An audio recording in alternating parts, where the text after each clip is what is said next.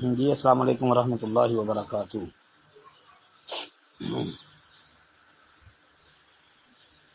یہ پوسٹ بھائی نے بھیجی ہے جی، نبی علیہ السلام کو نبوت کب ملی؟ اس میں لکھا ہے جب آدم علیہ السلام روح اور جسم کے درمیان تھے۔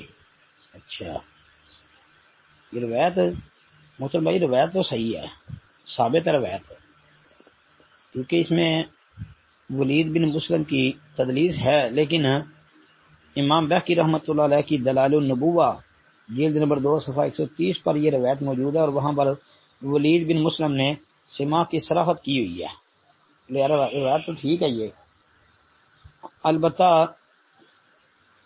مطلب اس کا اصل میں یہ ہے کہ اللہ کے رسول صلی اللہ علیہ وسلم اس وقت نبی لکھ دیے گئے تھے جب آدم جو ہے وہ ابھی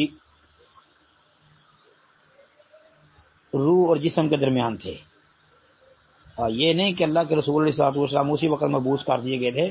مطلب یہ کہ نبی علیہ الصلوۃ والسلام کی نبوت اس وقت لکھ دی گئی تھی، جیسا کہ میسرہ الفجر رضی اللہ عنہ والی روایت کے اندر یہ لفظ بھی آتے ہیں کہ پوچھا گیا کہ کہتے ہیں میں نے پوچھا اللہ کے نبی صلی اللہ علیہ وسلم آپ کب نبی لکھے گئے تھے، تو آپ نے یہ بات بیان فرمائی۔ یہ روایت جو ہے انشاءاللہ یہ بھی ٹھیک ہے، یہ مستدرک حاکم کے اندر جلد 2 صفحہ 608 609 پر ہے۔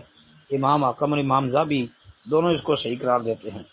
ان کے علاوہ اور بھی اہل علم نے اس روایت کو ٹھیک کہا ہے، اور بھی کتابوں میں آتی ہے، مطلب امام احمد بن حنبل رحمۃ اللہ علیہ کا بیٹا امام عبداللہ، ان کی کتاب السنہ عبداللہ بن احمد کی، اس میں بھی موجود ہے۔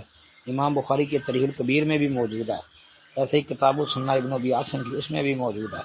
بہرحال جی یہ روایت انشاءاللہ ٹھیک ہے، سند اس کی صحیح ہے جی۔ السلام علیکم ورحمۃ اللہ وبرکاتہ۔